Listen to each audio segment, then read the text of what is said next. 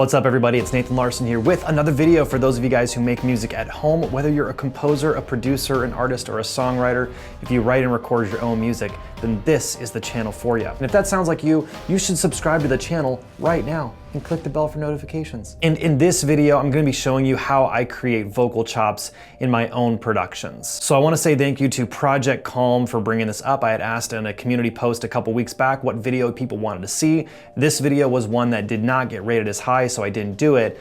But Project Calm asked me if I could swing back and do it again, so this one's for you, bud. Now there are several ways of doing vocal chops. You can create your audio into MIDI, you can use samples, you can do all sorts of different things. You can edit and manipulate the audio itself. And what I'm gonna be showing you is the way that I do it. So I'm not gonna be showing you all the different ways. I'm gonna be showing you my process of doing this, how I do this, and how I actually use them in my own productions. So what I'm gonna do is show you two different tracks that I've done that basically use any sort of vocal glitchiness.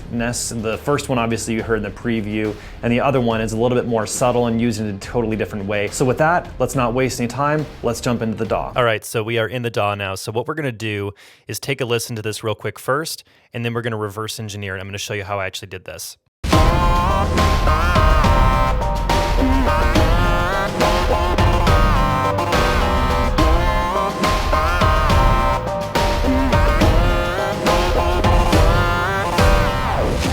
Okay, so obviously we've got the vocal glitch, chopped up vocal thing here. And this is what it just sounds like soloed out, just a little part of it.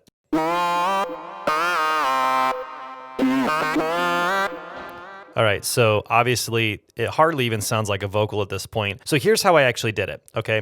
So I'm gonna actually unhide this because I just took the audio that I actually used.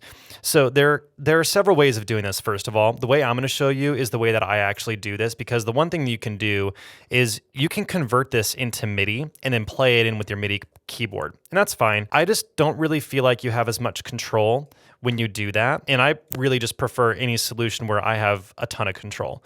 So I already had the melodic idea. Da da da da da da da da da da da da.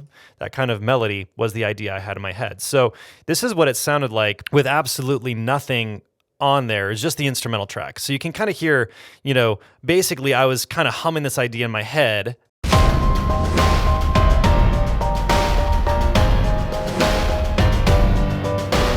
So, you know, I had that kind of da da da da da. So this is what I actually recorded, so you can actually hear how absolutely terrible this is, and then what I turned it into. So here's what it sounds like. Oh, yeah, whoa, oh, whoa, whoa. Yeah, it's not good. This is like, I think I did one take of it and I was like, good enough, we can create something from this. But as you can see, obviously this whole section is a lot longer than the recording. That's because I took it and just chopped it up into exactly what I wanted. So I'm not gonna show you the whole thing. I'm not gonna recreate the entire thing. I'm just gonna give you the general gist here. What I did was basically took that melody. I'm gonna mute out what we've got here. And I'll also show you a little bit about how I process this as well. And I knew I wanted to start this da da da. So what I did is clipped out the end because I want it to feel a little artificial. Here, I'll sort this out. So it chops off like that. I like that. I didn't want you to hear that natural end to the note. And then I also kind of chopped off the front a little bit. Same thing there. I chopped off the end, so it just feels a little more artificial. And then I did this. So you got that, yeah, whoa. Right? This is kind of where I started actually messing with stuff. So and you can see with the audio that I did down here, so we'll get rid of that. And in fact, I think I got rid of all of that. But then I'm pretty sure I actually took apart this part here, da da da da da da da da da da, was like that little section. And then I just copied it. And the way I'm dragging that is just doing Option, click, drag. That is just a general Mac feature in general for anyone that's using Logic. Yep. Just like that. And then I literally took I took the first part here and then I moved that over to just basically create this.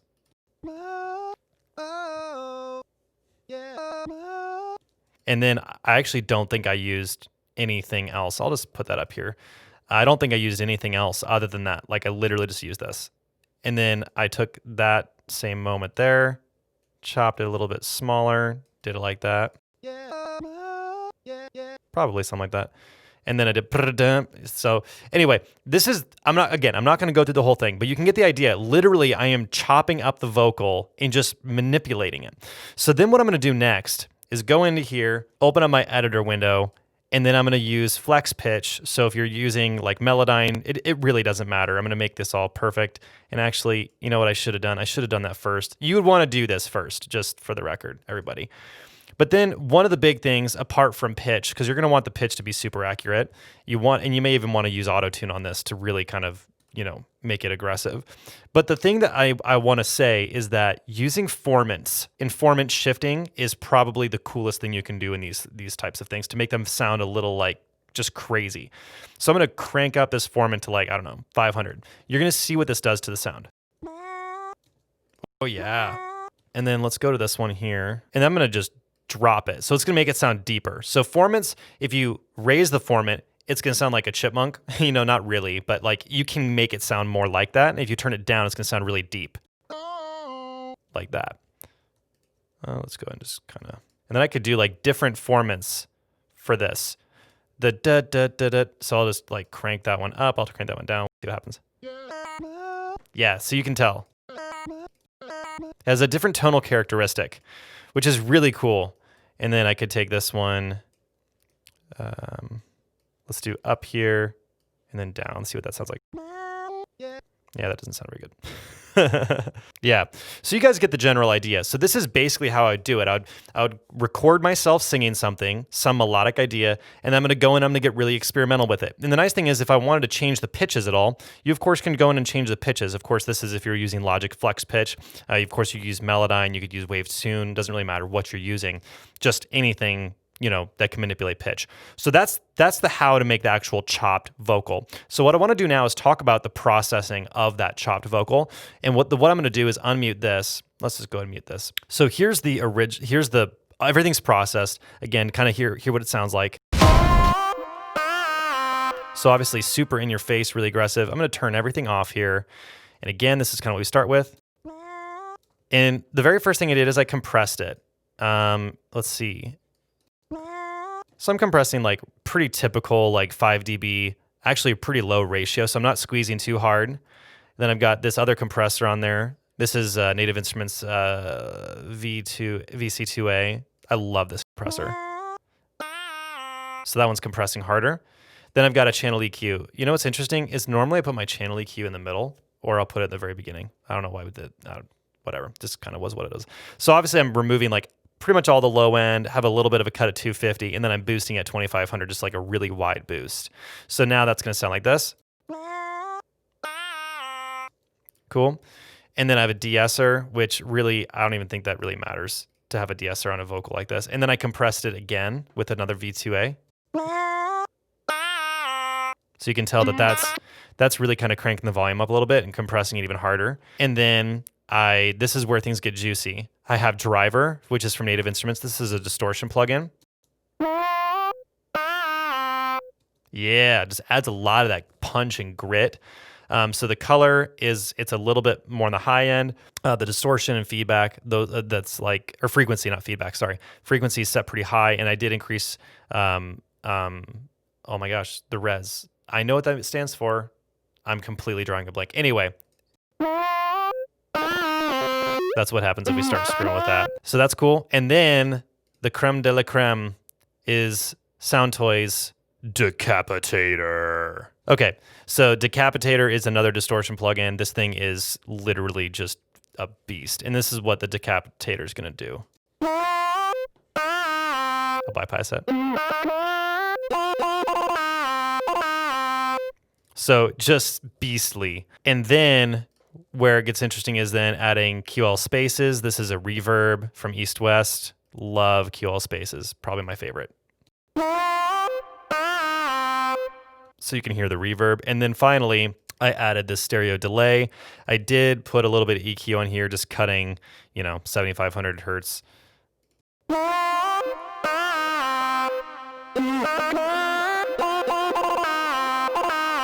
And that just gives a lot of that spatial stuff. Then what I did next is I added basically took this whole thing, put on a new track, opened up my region editor here, and then as you can see, I transpose this down by 12 tones, which is just an octave. Okay, and this is what that sounds like by itself. Process the exact same.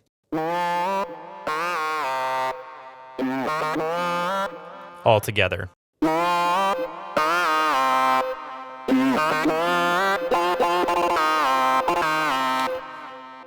And then one last time in the whole mix.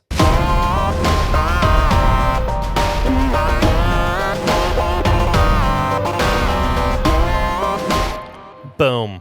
Okay, so in this next example, I'm going to show you how I did this one. And if you want to see the whole breakdown of the song, I actually have a video. It'll be right up here in the corner where I produced a song using only Logic Pro plugins and instruments. That's this track here. But what I want to do is just show you a little bit of this vocal kind of glitchy, choppy stuff I did. It's a lot more subtle in this one, but still just want to show you some of the tricks you can do to get these really cool vocals. All this time I was searching for a reason you closed the open door. I thought we were going so steady, we were moving, but lately you're showing me, baby, you're not really here. All this time I thought you were mine. Okay, so we'll leave it at that. It's these parts right in here that we've got. It's called vocal throw or throw, but it also has this kind of glitchy thing that I do in here too. So open door. Open door. So literally what I did, and actually, so I'm just going to create a duplicate of this and just show you like all the actual audio that I took this from, and you can kind of hear it. So this is what it was. I'll take off some of these effects here, like the ones that are changing a lot. So here's this. Who's the open door? Okay, so what I did here was actually took the vocal of her saying, "The reason you close the open door," and I pitched it differently. So close the open door. Open door. And then I adjust the formant shift. So the formant is going up. As you can hear, it's like 352. Open door. So then what I did is literally just chopped it. So, chop it right on there. Oh, door. So open door. So I chopped it before you even get the whole word. Now, I considered having it open like that, but then I like the sound that you got for just, and then adding in the delay, and then as you can see here, I kind of gave it this telephone effect here using EQ, some chorus delay, and then all the buses and stuff. And then you get that. So that's kind of what you wind up with. And then I took the word door, same thing. So yeah, I took the word door and then basically did the same thing. Door. And then you can see here what I did in flex pitch is I cranked that formant up as well. And I made it different because that kind of makes it sound like a little bit of a different tonal characteristic than making it all the same. And then we kind of go up ahead to this part right here. I'll unsolo this. I'll kind of have everything else. So what I did here is basically, I'll show you this here, what this was. So here's how this sounded. Let's take some of these effects off again. This time I thought you were mine. This time. So what I did here is actually took the word, and this is all this time I thought you were mine, which is literally the line that she sings right above this, right in front of here. And then you can see I just pitched it differently. This time I thought you were mine. So then I just took that first word, all this time. All, chop that, as you can see. Increase the formant on it, so it gives this really kind of crazy high sound. Mine. This time I thought you were mine. Mine. So then I chopped up mine. Somewhere around that ballpark. Yeah, and let's just make sure we actually get it on the right one.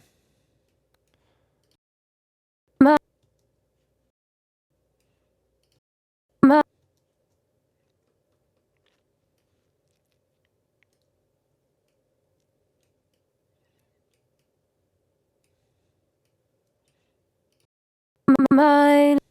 So just like that, and then the same kind of processing on it as the other ones, and then it sounds like basically this. except I obviously must have changed the pitch.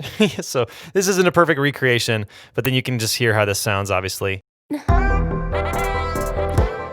And it's similar to the last example that I showed you where, I'm using some of this stuff to add a bunch of grit and kind of punch, but it doesn't have the same like melodic kind of effect. It's still this glitchy vocal, this chopped up vocal that I'm using to, do something specific to add that kind of ear candy to it. And so this is the other way that I would use this, in these kind of more subtle ways where it's like these little extras, at the end of a phrase or kind of between phrases and things like that I like doing this. Of course, you can do this similar to the last example where it's like this really big melodic, basically vocal chop. And then of course, if you wanted to turn this into MIDI, you can do that. I'm not going to show that in this video because that's a Logic specific thing. If you want to know how to do that, I actually have that in my 30 advanced tips and hacks in Logic Pro. I'll have a link down below and up here as well. If you haven't already done so, make sure you subscribe to the channel if you like the channel. Click like if you like the video. Drop me a comment. I would absolutely love to hear from you guys. I respond to almost every single comment that you see in the comment section. And if you want to get more involved, I'm planning on starting a new weekly live stream where I'm going to be answering your questions and going all sorts of really cool stuff home studio related. And if you stuck around with me this long, I do want to let you know that I'm getting ready to launch my very first 6-week intensive program specifically for home studio producers, people self-producing, people who are looking to take their production to the next level, even if that means you're going to be producing for clients or getting to a level where you can charge more for your clients. I only have 6 slots open because this is going to be a lot of one-on-one and group teaching. So if that's at all in any way, shape, or form of interest to you, I have a link down below where you can get a little more information and join the wait list, because enrollment will be open for only a set period of time. And with that, we'll see you in the next video.